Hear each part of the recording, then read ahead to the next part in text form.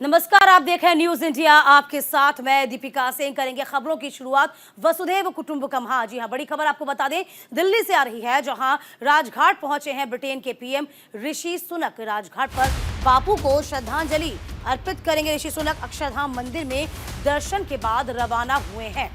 तो बड़ी खबर आपको बता दें, राजघाट पर बापू को श्रद्धांजलि अर्पित करेंगे ऋषि सुनक। न सिर्फ ऋषि सुनक, बल्कि आपको बता दें कि G20 में जितने भी राष्ट्राध्यक्ष शामिल हुए हैं वह राजघाट जाएंगे, बापू को श्रद्धा सुमन अर्पित करेंगे। तो राजघाट पहुंच चुके हैं। राजघाट पर बापू को श्रद्धांजलि अर्पित करेंगे ऋषि सुनक। हम तस्वीरें आपको दिखा रहे हैं, देखिए वो काफिला भी आपको नजर आ रहा होगा। इसी काफिले में किस तरीके से ब्रिटेन के प्रधानमंत्री ऋषि सुनक इस वक्त मौजूद हैं। देखिए, ये राजघाट पहुंचने का जो क्रम है अब लगातार शुरू हो जाएगा। कहा यह भी जा रहा है, सबसे पहले ब्रिटेन के जो प्रधानमंत्री हैं ऋषि सुनक वहां पहुंचे राजघाट। इसके बाद आपको बता दें कि लगभग 8:15 पर तमाम जो राष्ट्रीय अध्यक्ष हैं वह पहुंचेंगे राजघाट, बापू को श्रद्धा सुमन अर्पित करेंगे। आज G20 समिट का आखिरी दिन है और कई अहम मुद्दों पर भी विचार विमर्श होना है, चर्चा होनी है। तो सुरक्षा व्यवस्था देखिए जरा आप, चाक चौबंद यहाँ पर सुरक्षा व्यवस्था रखी गई है। कोई परिंदा पर ना मार पाए, इसका पूरा ख्याल दिल्ली पुलिस रख रही है। देश की आन बान और शान को दिखाने का वक्त भी है ये।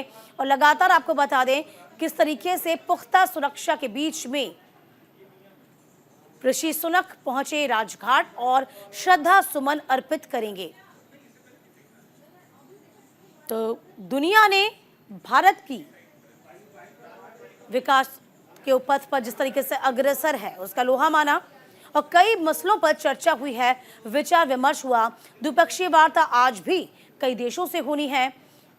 हम लगातार आपको जानकारी दे रहे हैं। देखिए वो काफिला लगातार हम नजर बनाए हुए हैं। न्यूज इंडिया आपको पल पल की अपडेट दे रहा है, किस तरीके से काफिला होकर गुजर रहा है। लगभग अब सभी का तांता लगेगा, सभी राजघाट पहुंचेंगे, श्रद्धा सुमन अर्पित करेंगे। देखिए राजघाट से तस्वीरें हम आपको दिखा रहे हैं। ये तस्वीर जरा आप देखिए, हम तस्वीरें आप तक पहुंचा रहे हैं एक एक करके। जिस तरीके से आपको कहा गया था कि सभी यहाँ पर राष्ट्रीय अध्यक्ष और प्रतिनिधि पहुंचने वाले हैं, बापू को श्रद्धा सुमन अर्पित करेंगे। हालांकि आज आपको बता दें कि मौसम भी कुछ मेहरबान बना हुआ है, बारिश हो रही है झमाझम और इस बीच किसी ने भी अपने प्रोग्राम में कोई बदलाव नहीं किया है। हम तस्वीर आपको दिखा रहे हैं, तस्वीर जरा आप देखिए। एक एक करके तमाम प्रतिनिधि पहुंचेंगे, तमाम राष्ट्रीय अध्यक्ष पहुंचेंगे जो बापू को श्रद्धा सुमन आज अर्पित करेंगे। देखिए अगवानी के लिए प्रधानमंत्री मोदी एक बार फिर से खड़े हुए हैं। ये सीधी तस्वीरें न्यूज इंडिया आप तक पहुंचा रहा है, जहां प्रधानमंत्री सम्मान करते हुए नजर आ रहे हैं। देखिए साउथ अफ्रीका प्रतिनिधि भी पहुंचे हुए हैं। हम तस्वीर आपको लगातार साझा कर रहे हैं, जानकारी आपको दे रहे हैं।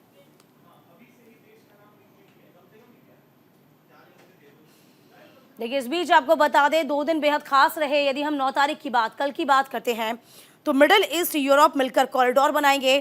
चीन को ये एक बड़ा जवाब भी होगा और इसी को लेकर कई मुद्दों पर सहमति बनती हुई नजर आई है।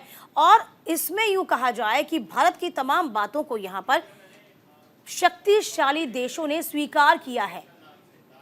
देखिए एक एक करके तमाम प्रतिनिधियों का पहुंचने का सिलसिला शुरू हो गया है। हम तस्वीरें आप तक पहुंचा रहे हैं।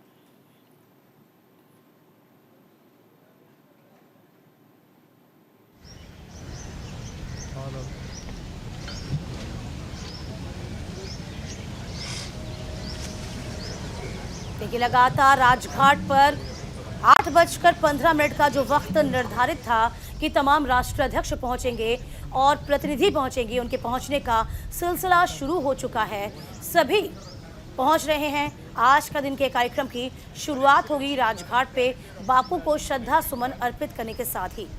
और देखिए राष्ट्राध्यक्ष तो पहुंच ही रहे हैं, लेकिन प्रधानमंत्री मोदी उनसे पहले पहुंचे हुए हैं। क्योंकि प्रधानमंत्री मोदी अपनी जिम्मेदारी को बखूबी समझते हैं, उससे पहले वो पहुंचे हुए हैं सभी की अगवानी करने के लिए, सभी को सम्मानित करने के लिए। आपको प्रधानमंत्री मोदी नजर आ रहे होंगे। देखिए, हर एक चीज़ को समझा रहे हैं, दिखा रहे हैं, ये बापू की कुटिया के बारे में समझा रहे हैं। इसकी एक इमेज जो है यहाँ तैयार की गई है। देखिए, न सिर्फ G20 का मकसद भारत का मेज़बानी करना था, बल्कि आपको बता दें कि भारत में जो विविधता है उसको दर्शाना था। भारत का जो गौरवशाली इतिहास है वह सभी को समझाना था। इसी के लिए G20 की मेज़बानी भारत ने पूरे आन बान और शान के साथ की है। कहीं कोई कोर कसर नहीं छूटे, इसका पूरा ख्याल रखा गया है।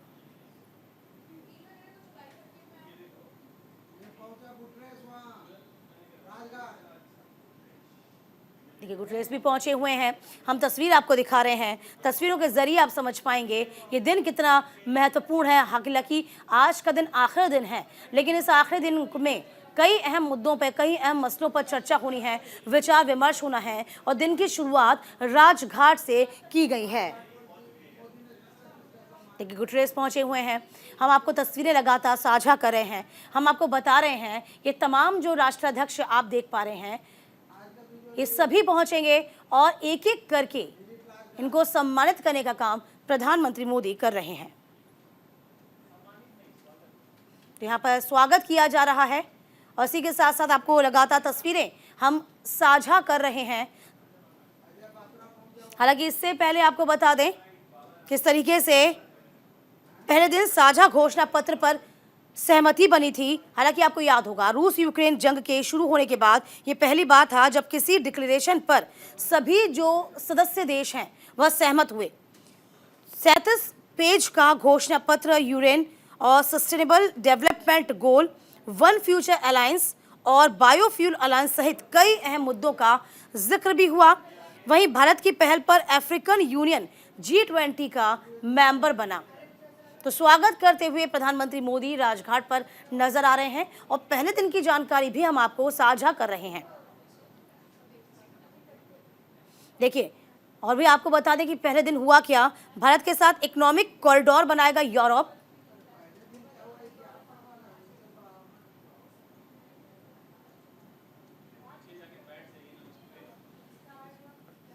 और मिडिल ईस्ट, चीन का ये सीधा जवाब है। जी हाँ, ये बड़ी खबर आपको लगातार बताते जा रहे हैं कि 2 दिन 48 घंटे कितने खास रहे। पहले दिन क्या कुछ हुआ, किन किन मुद्दों पर बात बनी और इन तमाम जो मीटिंग्स हुई, इस पर जो सहमति बनी है उसके मायने क्या हैं, हर एक बात को हम समझा रहे हैं।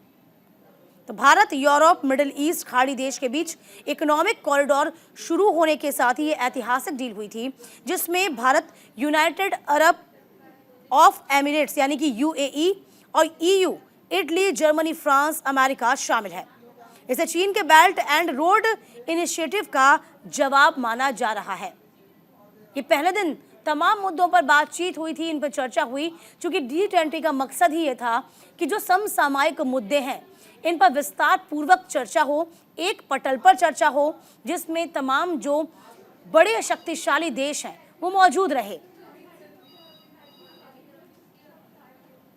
तो देखिए, जिन मसलों पर बात हुई है, जो कॉरिडोर पर बात हुई है, इसका मकसद क्या है, ये खबर क्यों अहम हो जाती है, ज़रा इसके बारे में भी आप जानिए कि मिडिल ईस्ट के जो देश हैं, जिसमें भारत है, और यूरोप के साथ ना सिर्फ रेल नहीं, बंदरगाह के जरिए भी अब सीधे जुड़ सकेंगे, यानी कि व्यापार में और भी आसानी हो जाएगी।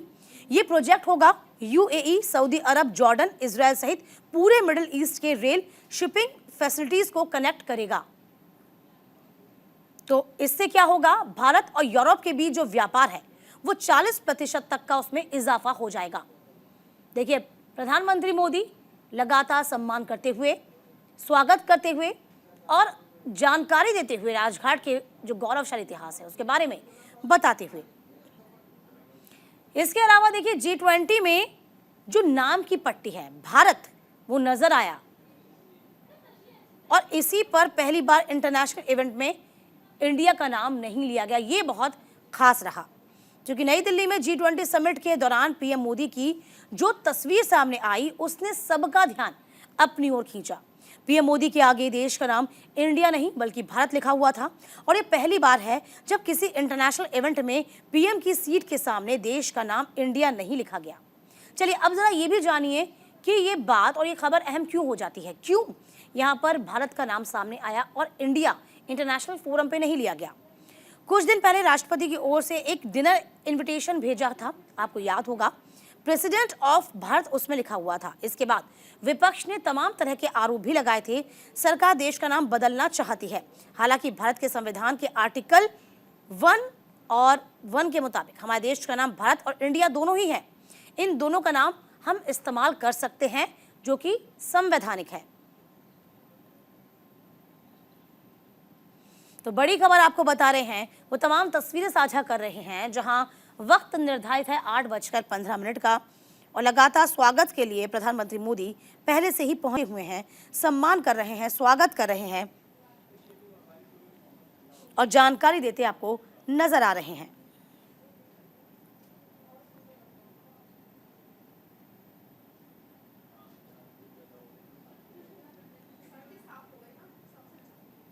देखिए झमाझम बारिश हो रही है दिल्ली एनसीआर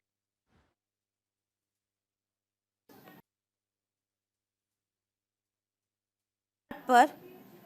महात्मा गांधी को नमन करने के लिए विदेशी मेहमान पहुंच रहे हैं। शेख हसीना पहुंची हुई हैं, बांग्लादेश की प्रधानमंत्री। हम तस्वीरें आपको दिखा रहे हैं, साझा कर रहे हैं इन तमाम तस्वीरों को। तो आज दिन की शुरुआत हो रही है राजघाट पर महात्मा गांधी को नमन करने के साथ ही स्वागत के लिए प्रधानमंत्री मोदी इस वक्त नजर आ रहे हैं। राजघाट पर सबसे पहले प्रधानमंत्री पहुंच चुके थे, इसके बाद एक एक करके तमाम जो राष्ट्राध्यक्ष हैं पहुंचे हुए हैं। बंगाल की प्रधानमंत्री शेख हसीना इस वक्त पहुंची हुई हैं, तस्वीरें हम आपको दिखा रहे हैं। इधर आज G20 समिट का दूसरा दिन है और पहले दिन ही दिल्ली घोषणा पत्र, नई दिल्ली घोषणा पत्र पर सहमति बनने से इतिहास रच गया। इस बार आपको बता दें G20 समिट अब तक का सबसे सफल समिट भी बन गया। इस समिट में पिछले समिट की तुलना में ज़्यादा काम हुआ, ज़्यादा विचार मंथन हुआ और आज दूसरे दिन भी कई काम होंगे, कई मंथन होंगे। सत्र का तीसरा पहलू शुरू हो जाएगा। आपको बता दें कि तीसरा सत्र वन फ्यूचर आज आयोजित किया जाना है। ये भी प्रोग्राम भारत मंडपम में ही होना है। तो आज G20 समिट का दूसरा दिन है।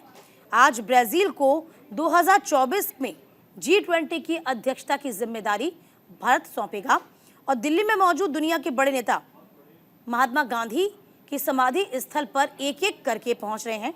वहां सभी नेता पुष्पांजलि अर्पित करेंगे। 10 बजे के बाद G20 समिट का तीसरा और आखिरी सेशन होगा वन फ्यूचर। ये शुरू होगा। ब्रिटेन के पीएम ऋषि सुनक अक्षरधाम मंदिर में दर्शन करने के बाद पहुंचे थे और मंदिर परिसर में सुरक्षा व्यवस्था को चाक चौबंद किया गया था। तो G20 समिट में आए तमाम विदेशी मेहमान राजघाट पर पहुंचने लगे हैं और महात्मा गांधी को नमन करेंगे।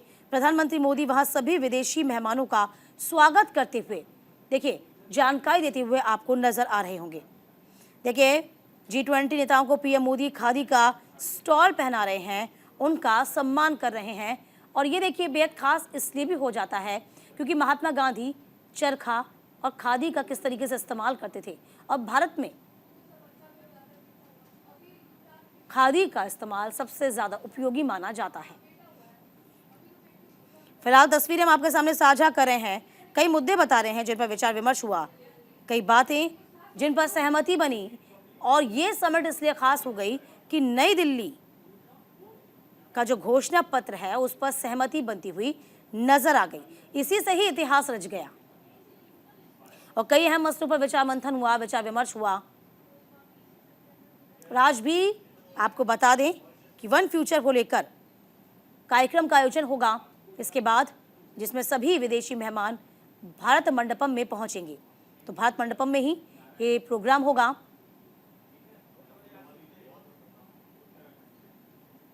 G20 समिट का दूसरा दिन, लगातार विदेशी मेहमानों के पहुंचने का सिलसिला।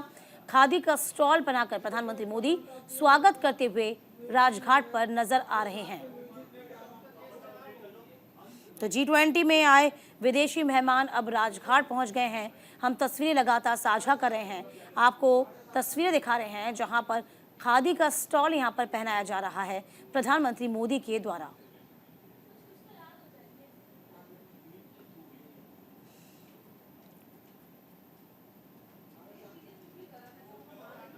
तो बेहद 48 घंटे जो खास रहे हैं, इसकी पल पल की जानकारी न्यूज़ इंडिया आपको दे रहा है।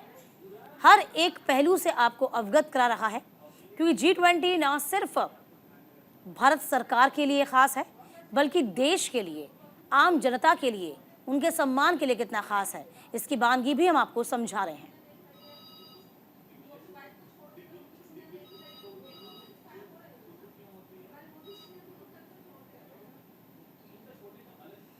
तो पहले दिन आपको बता दें, भारत ने दिल्ली डिक्लेरेशन पर सभी सदस्य देशों को राजी कर लिया है। इसी से ही इतिहास रच गया। प्रधानमंत्री ने अमेरिका, सऊदी अरब और यूरोपियन यूनियन के साथ मिलकर Bharat middle east Europe economic corridor बनाने का ऐलान किया है। चलिए आज के प्रमुख इवेंट्स पर भी नजर रहेगी। आपको बता दें, ब्रिटेन के प्रधानमंत्री ऋषि सुनक और अक्षरा मूर्ति ने दिल्ली के अक्षरधाम मंदिर भी जाएंगे। ये तस्वीर हम आपको दिखा रहे हैं और वहाँ पर चाक चौबंद व्यवस्था। इसी के अलावा राजघाट की तस्वीर ज़रा देखिए आप, जहाँ पर खादी का शॉल पहनाकर, स्टॉल पहनाकर यूँ कहें, प्रधानमंत्री मोदी स्वागत करते हुए नजर आ रहे हैं।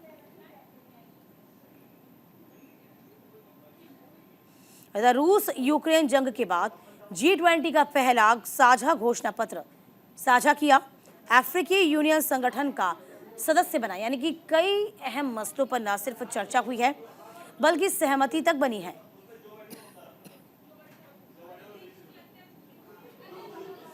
तो दिल्ली में चल रही G20 समिट के पहले ही दिन साझा घोषणा पत्र पर हस्ताक्षर हो गए हैं। सभी ने सहमति जता दी और देखिए, पुरजोर तरीके से अफ्रीकन संघ को शामिल G20 में करने का एक यूं कहें कि भारत लगातार प्रेशर बना रहा था, और यूं कहें भारत लगातार चाहता था कि अफ्रीकन यूनियन संघ भी शामिल हो, अफ्रीकन संघ शामिल हो, और ऐसा हुआ भी। भारत ने ये कर भी दिखाया।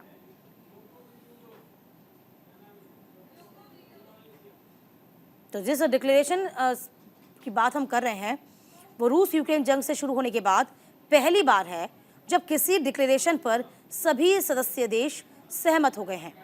37 पेज के घोषणा पत्र में Ukraine sustainable development goal, one future alliance, biofuel alliance सहित कई अहम मुद्दों पर जिक्र हुआ है, उनका जिक्र किया गया। वहीं भारत की पहल पर अफ्रीकन यूनियन G20 का मेंबर बना। चलिए अब जरा ये भी जानिए इसके मायने क्या है, क्यों खास हो जाता है तमाम चीजें। चूंकि नवंबर 2022 में G20 की इंडोनेशिया समिट में जारी घोषणा पत्र में रूस यूक्रेन जंग को लेकर सदस्य देशों की सहमति नहीं बन पाई थी। तो इन तमाम मसलों पर चर्चा हुई है, विचार मंथन किया गया, और आज भी वन फ्यूचर पर प्रोग्राम होगा जो कि भारत मंडपम में ही किया जाएगा। चलिए यहां वक्त एक छोटे से ब्रेक का हुआ है, फौरन लौटेंगे हम, कहीं मत जाइएगा।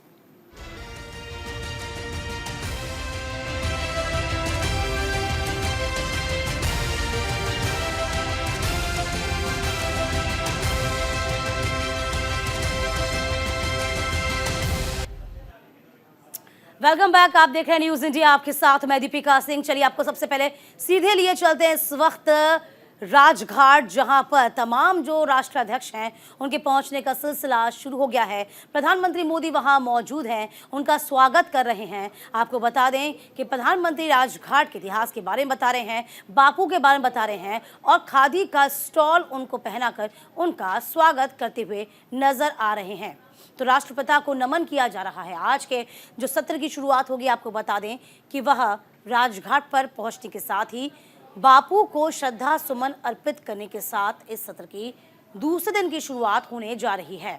तो G20 का दूसरा दिन महाशक्तियों का जमावड़ा। उसी के साथ साथ आपको बता दें कि तमाम विदेशी जो मेहमान हैं वह राजघाट पहुंच रहे हैं। हम एक एक करके हर तस्वीर आपको बता रहे हैं। न्यूज़ इंडिया पल पल की जानकारी आप तक पहुंचा रहा है, किस तरीके से राजघाट पर राष्ट्रीय अध्यक्ष पहुंचे हुए हैं, और इसी के साथ साथ बापू को श्रद्धा सुमन अर्पित करते नजर आ रहे हैं। तो आज वन फ्यूचर पर विचार मंथन होगा और इसी के साथ साथ आपको बता दें ये प्रोग्राम भारत मंडपम में ही किया जाएगा। इसी के साथ साथ आपको बता दें कि देखिए जानकारी देते हुए प्रधानमंत्री मोदी नजर आ रहे होंगे आपको। अब 2024 में G20 की मेजबानी ब्राजील करेगा और इसकी जिम्मेवारी सौंपी जाएगी भारत के द्वारा ब्राजील को। तमाम मसलों पर विचार मंथन हुआ और देखिए ये जो दिन है 2 दिन, ये 48 घंटे जो हम लगातार आपको बोल रहे हैं बेहद खास इसलिए भी हो चलते हैं कि ना सिर्फ भारत मेजबानी कर रहा है लेकिन भारत के लिए अपनी साख के लिए ये G20 की मेजबानी बहुत ही ज़रूरी है, क्योंकि शक्तिशाली जो राष्ट्रीय अध्यक्ष हैं वह हमारे देश में आए हुए हैं। 1 नहीं 2 नहीं 20 देशों के राष्ट्रीय अध्यक्ष हमारे साथ मौजूद हैं, हमारे देश में मौजूद हैं, जिनका पूरा ख्याल रखा जा रहा है। हम तस्वीरें आपको दिखा रहे हैं। देखिए बापू को श्रद्धा सुमन अर्पित करते हुए तमाम राष्ट्रीय अध्यक्ष आपको नजर आएंगे। तस्वीरें हम लगातार आपको साझा कर रहे हैं।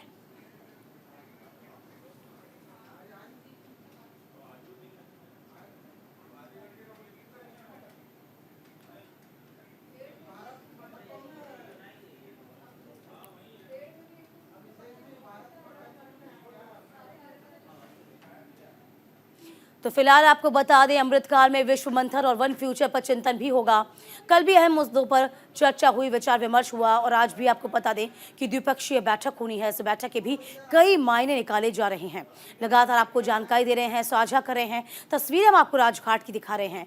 देखिए प्रधानमंत्री मोदी सबसे पहले पहुंच गए थे अल सुबह, जहां पर स्वागत के लिए प्रधानमंत्री खड़े हुए हैं। एक राष्ट्रीय अध्यक्ष का स्वागत कर रहे हैं, एक प्रतिनिधि का स्वागत प्रधानमंत्री मोदी करते नजर आ रहे हैं, जिसमें खादी का स्टॉल पहनाया जा रहा है प्रधानमंत्री के द्वारा। हम तस्वीरें आप तक साझा कर रहे हैं, इन तमाम तस्वीरों को आप तक पहुंचा रहे हैं। इन तस्वीरों के जरिए आप समझ पाएंगे कि आज का दिन किस तरीके से आज के दिन की शुरुआत बेहद खास हो रही है। कल की बात कर ली जाए तो कल बहुत से मुद्दों पर सहमति बनी थी, समझौता हुआ था और इसी के साथ साथ आपको बता दें कि कल का दिन बेहद खास इसलिए भी हो जाता है क्योंकि भारत ने जिस तरीके से कहा था कि अफ्रीकी संघ को इस G20 में शामिल किया जाए तो पुरजोर तरीके से सभी ने इसका स्वागत किया। इसके अलावा आपको बता दें कि बायोफ्यूल पर भी यहाँ पर उद्घाटन किया गया था। इसके जरिए किस तरीके से G20 का मकसद न सिर्फ आर्थिक नीतियों को स्पष्ट करना होता है, उन पर विचार विमर्श करना होता है, बल्कि आपको बता दें कि इससे कई गुना आगे बढ़ते हुए पर्यावरण को ध्यान में रखते हुए बायोफ्यूल का भी उस पर भी विचार मंथन किया गया, उस पर भी सहमति बनती हुई नजर आई। देखिए गर्मजोशी के साथ स्वागत की ये तस्वीरें आपको बहुत उत्साहित करेंगी। अल सुबह की तस्वीरें हैं, आज के दिन की शुरुआत बेहद खूबसूरत तरीके से की गई, जहां प्रधानमंत्री मोदी आपको नजर आ रहे हैं, जहां पर खादी का स्टॉल पहनाकर प्रधानमंत्री मोदी यहां पर नजर आते हुए।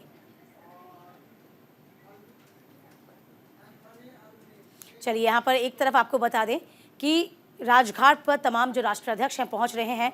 इसके अलावा आपको ये भी बता रहे हैं, हमारी संवाददाता प्रीति चौहान हमारी सहयोगी वहां मौजूद हैं, जरा उनका रुख कर लेते हैं। भारत मंडपम में मौजूद हैं प्रीति। इस वक्त चूंकि देखिए अभी तो सभी राष्ट्रीय अध्यक्ष राजघाट पर मौजूद हैं, इसके अलावा हम यदि आज देखते हैं आज वन फ्यूचर पर चर्चा होनी है, विचार विमर्श होना है, जरा इसके बारे में जानकारी दीजिए। देखिए सबसे पहले मैं बात करूंगी जो अभी की अपडेट है उस पर, क्योंकि जो विजुअल्स हमारे पास आ रहे हैं वो काफ़ी खूबसूरत हैं। भारत मंडपम के अंदर हम इस वक्त मौजूद हैं, अपने दर्शकों को बता दें। और साथ ही आज G20 का दूसरा दिन है, तो G20 का दूसरा दिन है, रविवार का दिन है और ऐसे में कहा जा रहा है कि आज वन फ्यूचर यानी कि एक भविष्य पर बातचीत होगी। उसके बाद बायलैटरल्स हैं, लेकिन फ़िलहाल अभी जो तस्वीरें हैं वो ये बताती हैं कि कैसे अपना देश गांधी जी को लेकर के गांधी जी आपको पता है कि पूरे विश्व भर में प्रसिद्ध हैं, लेकिन आज राजघाट पर तमाम मेहमानों को लेकर के आना, प्रधानमंत्री का वहां पर खुद मौजूद होना और साथ ही आपने देखा कि खादी का जो शॉल है तमाम मेहमानों को प्रधानमंत्री ने खुद उड़ाया और साथ ही पीछे जो बैकड्रॉप पे गांधी जी की जिस तरीके से बैकड्रॉप पर गांधी जी के जहाँ पर वो सूत काटते थे उसका पूरा उन्होंने डिज़ाइन वहाँ पे मॉडल तैयार किया है, कुटिया जिसे हम कहेंगे। तो उस पर प्रधानमंत्री का तमाम मेहमानों का ध्यान आकर्षित करना ये बहुत बड़ी बात है। साथ ही लगातार तस्वीरें भी आ रही हैं जिस पर तमाम, जब अभी बांग्लादेश के प्रधानमंत्री शेख हसीना थोड़ी देर पहले आ रही थी, जस्टिस ट्रूडो को आपने देखा होगा, तमाम मेहमान वहाँ पहुँचे हैं। बारिश सुबह से बहुत हो रही है, तो मैंने यहाँ पर अभी एमईए में तमाम अधिकारी यहाँ पर मौजूद हैं, उनसे मेरी बातचीत हुई तो उन्होंने कहा कि बारिश की वजह से थोड़ा सा डर था कि शायद ये जो अभी कार्यक्रम है थोड़ा एक्सटेंड करना पड़ सकता है, लेकिन फिर मौसम आप देखिए कि मिजाज मौसम का बदल गया है, बारिश बाहर नहीं है, तमाम मेहमान भी समय पर पहुंच गए, प्रधानमंत्री ऑलरेडी मौजूद हैं और ऐसे में लगता है कि ये जो G20 का सम्मेलन है और आज दूसरा दिन है, तो भारत के साथ साथ जो मौसम है वो भी G20 के साथ है, भारत के साथ है। भारत ने वैसे भी कल इतिहास रचा है, भारत के लिए कल बहुत बड़ा दिन रहा है और इस समिट को सबसे ज़्यादा महत्वाकांक्षी और सबसे सफल समिट कहा जा रहा है, क्योंकि 100 में से 73 मुद्दों पर सामरिक तौर पर तमाम देशों का एक मत होना, एक साथ सामने आना, ये बहुत कुछ दर्शाता है। आप वन फ्यूचर की बात कर रही थी, आपने कहा कि क्या आगे इसको लेकर के शेड्यूल होगा। सबसे पहले कल वन अर्थ की बात हुई थी, उसके बाद फिर पोस्ट लंच वन फैमिली की बात हुई थी, आज वन फ्यूचर की बात है। वन फ्यूचर मतलब एक भविष्य की बात तमाम जो देश हैं वो करने वाले हैं, जितने भी G20 में जितने देश हैं वो आएंगे यहाँ भारत मंडपम में, उसके बाद फिर तमाम लोग यहाँ बैठेंगे। और जैसा कि कल हो रहा था, कैसे कल आपने देखा था कि सहमति पहले ही तमाम एजेंडों पर हो चुकी थी, जहां से G20 के मंच से सिर्फ मुहर लगा था। तो मुझे लगता है कि एक भविष्य को लेकर के आगे तमाम जो चीज़ें हैं, चाहे वो इन्वायरमेंट हो, उसको लेकर के बातचीत हो सकती है कि कैसे हम फ्यूचर में अपने आसपास के पर्यावरण को कैसे सुरक्षित रख सकते हैं, क्योंकि आपने देखा होगा कि ग्लोबली किस तरीके से अभी भारत में ही आप देख लीजिए जो डिज़ास्टर है वो बहुत ज़्यादा है। तो ऐसे में मुझे लगता है कि एक तो जलवायु परिवर्तन को लेकर के भविष्य में क्या कुछ करना चाहिए उसको लेकर के बातचीत होने वाली है। साथ ही मुझे लगता है कि ट्रेड पर बातचीत होगी, इकोनॉमिक काफ़ी सारे पक्ष हैं जिस पर आज बातचीत होने की संभावना है भविष्य को लेकर के। और साथ ही हाइड्रोजन फ्यूल, मुझे ऐसा लग रहा है कि हाइड्रोजन जो इकोनॉमी है उस पर भी आज बातचीत हो सकती है, हाइड्रोजन इकोनॉमी पे।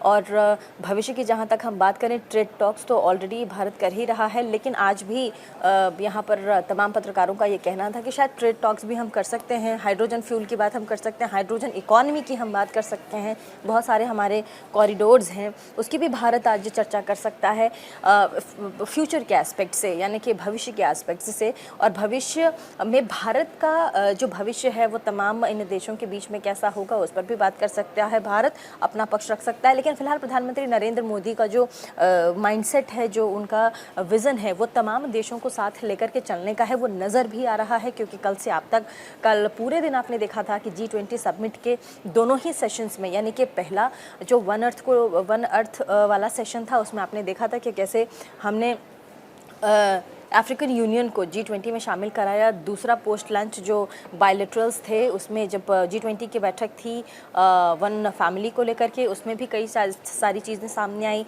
फाइनल जब दिल्ली डिक्लेरेशन तक कल शाम तक आ गया था।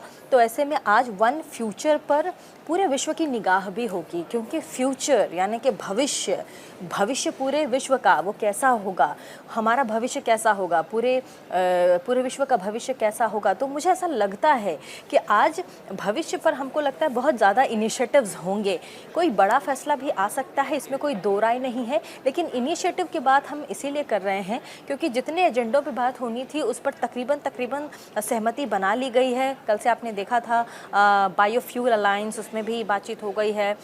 उसके बाद फिर मिडिल ईस्ट को लेकर के जो कॉरिडोर है उस पर भी बातचीत हो गया था, क्योंकि China one belt one road की पॉलिसी पर उसने अपना एक पूरा साम्राज्य बना रखा है। तो भारत अमेरिका यानी कि यूएस को, और साथ ही यूएई, और हम आपको बता दें कि दुबई, सऊदी अरब, इन सबको एक कॉरिडोर चाहिए था, जिस पर भी सहमति कल भारत ने तमाम देशों को मिलाकर बना ली है। अब ऐसे में हमें चाइना के वन रोड वन बीआरओ की तरफ हमें देखने की ज़रूरत नहीं है। अब इन देशों के पास अपना खुद का एक चेन होगा जिससे ट्रेड बहुत आसानी से हो सकता है। मैं हाइड्रोजन फ्यूल इकॉनमी की बात कर रही थी, यहाँ हाइड्रोजन इकॉनमी की भी बात हो रही है, जो कि कहा जा रहा है कि फ्यूचर के प्रोस्पेक्ट से, भविष्य के प्रोस्पेक्ट से इस पे भी आज बातचीत हो सकती है। तो कुल मिलाकर हम ये कह सकते हैं कि भविष्य पूरे पृथ्वी का, भविष्य पूरे वैश्विक तौर पे कैसा होगा, चाहे वो ट्रेड को लेकर के हो, स्वास्थ्य को लेकर के हो, क्योंकि हमने अभी कोरोना महामारी से हमने निजात पाया है।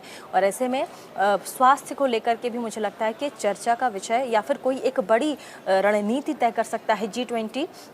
फैसला एक दो मुझे लगता है कि बड़ी चीज़ें भी सामने आएंगी, लेकिन रणनीति बनाना भी बहुत बड़ी बात है, क्योंकि अगले साल भी G20 है। तो ऐसे में इस साल अगर भारत रणनीति बनाता है तो अगले साल तक दूसरा देश जो कि अगले साल मेज़बानी करेगा, वहाँ वो उसको कैसे इनिशिएटिव को लेके जाते हैं तो बहुत बड़ी बात होगी। फिलहाल आप तस्वीरें देख सकते हैं, मैं एक बार अपने दर्शकों को भी कहूँगी, राजघाट की सीधी तस्वीर है जहाँ पर एक एक करके हमारे जो डिग्नेटरीज़ हैं वो पहुँच रहे हैं। उनकी तस्वीरें आप सीधा न्यूज़ इंडिया 24x7 पर सीधा प्रसारण आप देख रहे हैं। प्रधानमंत्री नरेंद्र मोदी की तस्वीर, और बहुत ही एनर्जेटिक लग रहे हैं प्रधानमंत्री, और खादी ग्रामोद्योग का जो शॉल है वो तमाम डिग्नेटरीज को वो पहनाकर उनका स्वागत कर रहे हैं। और साथ ही ये देखिए महात्मा गांधी जहाँ पर रहते थे उन्होंने सूत काटते थे, और उसी सूत से ये जो खादी का शॉल है, तमाम चीज़ें हैं वो आगे बढ़ी। उसके पूरे एक प्रोजेक्ट को प्रधानमंत्री यहाँ पर पोर्ट्रे करते तमाम विदेशी मेहमानों को नज़र आ रहे हैं। ये बहुत बड़ी बात है।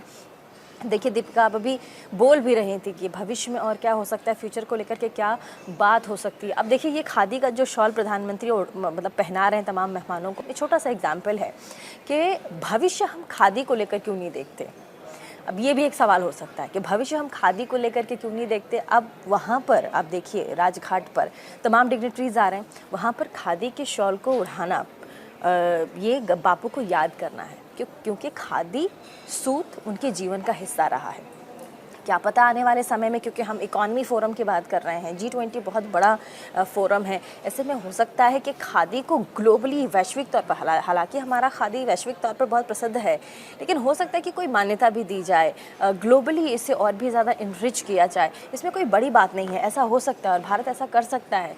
खासकर प्रधानमंत्री नरेंद्र मोदी ऐसा कर सकते हैं, क्योंकि कहा जाता है, मतलब इंटरनेशनली ये कहा जा रहा है अब कल के बाद से, कि भारत जो कहता है वो करके दिखाता है, भारत जो सोचता है वो करके दिखाता है। भारत प्रीति जो भारत कहता है वो करके दिखाता है। चूंकि जिस तरीके से अफ्रीकी संघ को शामिल करना, भारत ने इसका पुरजोर समर्थन किया था, और इसकी परिणति ये भी हुई कि अफ्रीकी देशों के साथ सहमति बन गई और G20 में शामिल हो गया। इसके अलावा आप अभी जिक्र कर रही थी कि यहाँ पर खादी का जो स्टॉल पहनाया जा रहा है, वाकई में देखिए प्रधानमंत्री मोदी एक विजन को लेकर चलते हैं, और ये विजन जो होता है बहुत क्लियर होता है। और इससे पहले हम नजर डालें प्रीति, तो अभी तक जितने भी G20 हुए हैं उन तमाम मसलों पर उतने विचार से और उतने मुद्दों पर गंभीरता से बात नहीं हुई जितने ज्यादा इस G20 में सहमति बनी है, विचार हुआ है। तो कहीं ना कहीं हम अपने आप को अब आगे बढ़ते हुए एक लीडर के तौर पर भी देख रहे हैं। ये मेजबानी नहीं है मात्र, ये एक जिम्मेदारी भी है जिसको भारत बखूबी निभा रहा है। प्रीति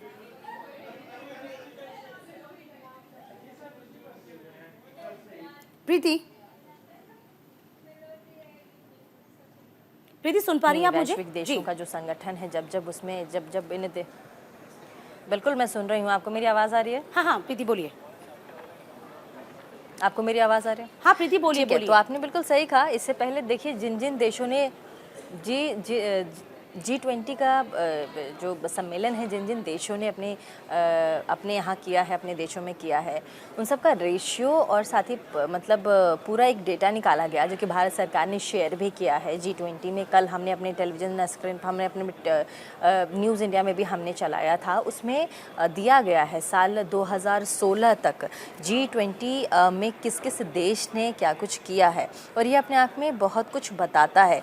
सबसे पहले देखिए मैं बात करूँगी, आप देखिएगा कल हमारे यहाँ ये जो सरकारी जो डॉक्यूमेंट्स थे वो तमाम मीडिया कर्मियों के यहाँ भेजे जा रहे थे पीएमओ की तरफ से, तो मेरे पास भी जो आया था उसमें देखिए अब 2023 में इंडिया ने G20 की मेज़बानी की है। तो कहा जा रहा है कि इस G20 से आउटकम क्या निकला था। 73 आउटकम्स हैं, 73 आउटकम्स, 73 आउटकम्स का मतलब आप समझती हैं क्या होता है? 100 में से 73 आउटकम्स। इससे पहले जिन देशों ने G20 का समायोजन अपने यहाँ किया था, शिखर सम्मेलन का किया था, उसका आंकड़ा मैं आपको दे देती हूँ। इंडोनेशिया 2022 में इससे पहले 2022 इंडोनेशिया बाली में G20 का शिखर सम्मेलन हुआ था, वहाँ पर 27 आउटकम्स निकले थे। कहाँ 73, कहाँ 27। उसके बाद इटली में 2021 में 36 आउटकम्स आए थे। सऊदी अरेबिया में 2020 में 22 आउटकम्स थे। जापान 2019 की अगर हम बात करें तो 13 आउटकम्स थे। अर्जेंटीना 2018 में 12 आउटकम्स थे। जर्मनी में 2017 में 8 आउटकम्स थे। इसका मतलब, आउटकम का मतलब ये होता है कि G20 वैश्विक मुद्दों पर, कितने मुद्दों पर सहमति बनाता है। तो ये जो 73 है, 27 है, 36 है, 22 है, 13 है, 12 है, 8 है, इनमें से सबसे ज़्यादा वैश्विक मुद्दों पर, भारत के मुद्दों पर नहीं, वैश्विक मुद्दों पर तमाम दूसरे देशों को साथ ला करके 73 मुद्दों पर भारत ने हम वही तमाम अलग-अलग देशों को ऑन बोर्ड किया। आना, मुद्दों पर बात होना और सहमति बनना, इसमें बहुत डिफरेंस होता है और भारत ने ये कर दिखाया। ये अपने आप में बहुत बड़ी बात है कि सहमति सभी राष्ट्रीय अध्यक्षों की मिल गई और इन मुद्दों को लागू कर लिया गया। ये सबसे बड़ी बात है और ये भारत ने कर दिखाया है। इसे एक अचीवमेंट के तौर पर हम देख सकते हैं। प्रीति, सबसे बड़ी बात यहाँ पर यह है कि ये जो 73 मुद्दों पर सहमति बनी है अलग अलग देशों की, कहा जा रहा है कि सबसे बड़ा जो क्रेडिट है वो प्रधानमंत्री नरेंद्र मोदी को जाता है। प्रधानमंत्री नरेंद्र मोदी ही वो व्यक्ति हैं जिन्होंने तमाम अलग अलग देशों को जोड़ा है। ऐसे ऐसे मुद्दों पर अलग अलग देशों को जोड़ा है जो देश पहले ही हाथ खड़े कर चुके थे। वो कह रहे थे कि भाई हम नहीं कर सकते हैं, बिकॉज अब इससे पहले मैं बाली का जिक्र कर रही थी, वहाँ से देखिए 27 आउटकम्स हैं कि 27 मुद्दों पर सहमति बनी है। वो इसीलिए क्योंकि अलग अलग देशों का अलग अलग पक्ष होता था, वो सहमत हो ही नहीं पाते थे। अब देखिए, जैसे इंडिया में, मैं आपको छोटा एग्जांपल देती हूँ, चाइना ने पार्टिसिपेट नहीं किया, उनकी तरफ से जो उनके डिग्नेटरीज हैं वो आए हैं, बट राष्ट्रपति शी जिनपिंग नहीं आए।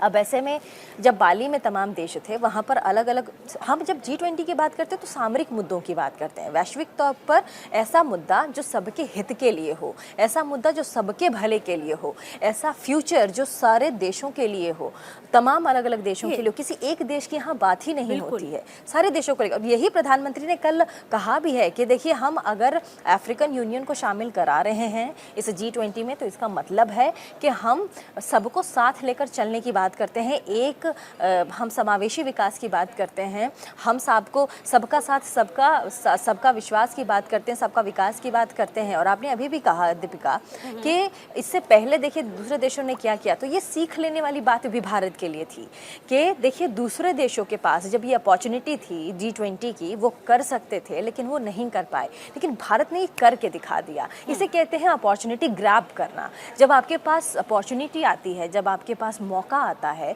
तो आप उस पर छक्का कैसे मारते हैं ये आपके हाथ में होता है। और ये भारत ने करके दिखाया कि भारत के पास जैसे ही G20 का मौका आया, लास्ट में बाली में लास्ट सेशन में लास्ट ईयर बोला गया कि आप अध्यक्षता करेंगे, तो इस मौके को भारत ने देखिए कैसे ग्रैब किया है, भारत ने कैसे लिया है, भारत ने कैसे ग्लोबली अपने आप को इन्हांस किया है, भारत ने कैसे विश्व के ऊपर अपने लीडरशिप को कितना लीडरशिप को आगे बढ़ाया। देखिए, हमने चाइना का जिक्र किया, हालांकि चाइना की मंशा से तो न सिर्फ भारत बल्कि अमेरिका भी, अब यूं कहे पूरा विश्व अब पता है कि आखिरकार चाइना की मंशा क्या है। वसुधैव कुटुंबकम, ये हमने एक स्लोगन रखा, इस पर भी कहीं ना कहीं चाइना ने आपत्ति दर्ज करा दी, कहा कि ग्लोबली फोरम पर आप इसका इस्तेमाल नहीं कर सकते हैं क्योंकि जो संस्कृत भाषा है वो ग्लोबली लैंग्वेज नहीं है। तो इससे आप मंशा समझ सकते हैं चाइना की, इससे उसकी क्या कहते हैं बौखलाहट समझ पाएंगे चाइना की।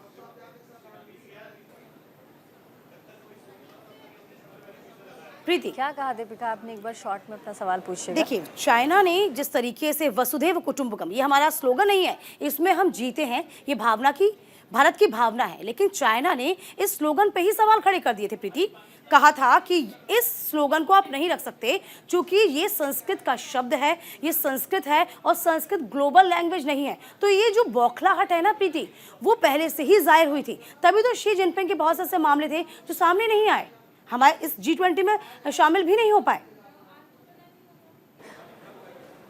देखिए, आपने बहुत सही तरीके से मुद्दे को ग्रैब किया है। अब मैं आपको इसका पक्ष समझाती हूँ। हालाँकि देखिए, मेहमानों के आने का सिलसिला एक बार ज़रा मैं ब्रीफ़ कर देती हूँ।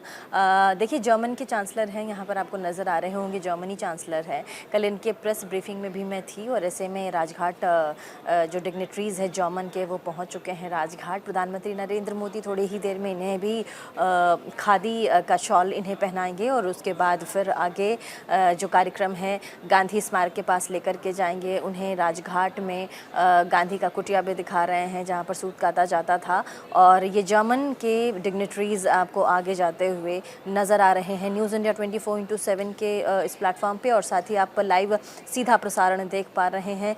जर्मन के डिग्नेटरीज़ हैं और ये सीधा प्रधानमंत्री नरेंद्र मोदी अब इनका स्वागत करते हुए नज़र आएंगे। और ये तस्वीरें प्रधानमंत्री नरेंद्र मोदी के साथ जर्मन डिग्नेटरीज़ की।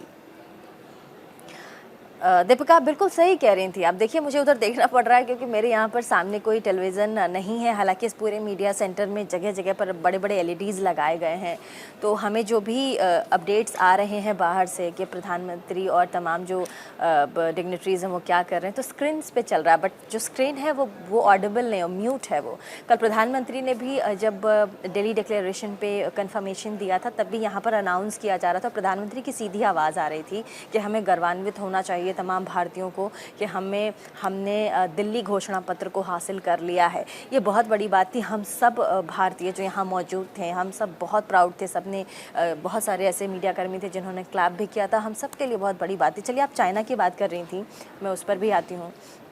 आपने बहुत सही इस पूरे मुद्दे को ग्रैब किया, इसे ज़रा समझने की ज़रूरत है। हम साउथ ग्लोबल की बात करते हैं क्योंकि हम सब साउथ एशियन कंट्री के पार्ट हैं। उसमें चाइना ने हमेशा से अपने दबदबे की बात कही है। आप खुद देख लीजिए, आसियान अक्साई चीन का जो हिस्सा है वहाँ पर चाइना ने जिस तरीके से अपना दबदबा करने की कोशिश की है। दक्षिणी चीन सागर में जिस तरीके से जो चीन है, जो चाइना है, वो लगातार अपने कब्ज़े की बात करता रहा है, और इसीलिए यूएस के साथ भी उसका जो रिलेशन है फ़िलहाल बहुत बुरे तरीके से, इन तमाम मुद्दों पर यूएस के साथ उसकी कई बार खटपट हुई है। अब हम ग्लोबल साउथ की बात करते हैं, ग्लोबल साउथ एशिया की बात करते हैं, तो चाइना के बाद अब देखिए सबसे बड़ा जो देश उभर कर सामने आता है वो है भारत। अब भारत को उभरती हुई अर्थव्यवस्था के तौर पर भी पूरा विश्व देख रहा है। दूसरी तरफ चाइना है जो सिर्फ अपना भला चाहता है, लेकिन दूसरी तरफ भारत भी साउथ ग्लोबल एशिया में आता है जो सबका साथ सबका विकास चाहता है। तो इसमें ऑटोमेटिकली ये जवाब आ जाता है कि जो दूसरे देश, वक्त एक ब्रेक का हुआ है प्रीति, लेकिन जाते जाते ब्रेक में हमें बता दें कि कहीं ना कहीं जो भारत की भावना है वो सभी ने देखी है। वसुधैव कुटुंबकम ये यूं ही नाम नहीं है, संपूर्ण विश्व हमारा परिवार के समान है, और इसकी बानगी तो कोरोना में भी सभी ने देख ली, जब भारत ने ना सिर्फ अपनी मदद करी बल्कि जो तमाम देश थे जिनको दरकार थी वैक्सीन की उनको उपलब्ध कराई। फिलहाल वक्त एक छोटे से ब्रेक का, फौरन लौटेंगे, कहीं मत जाइएगा।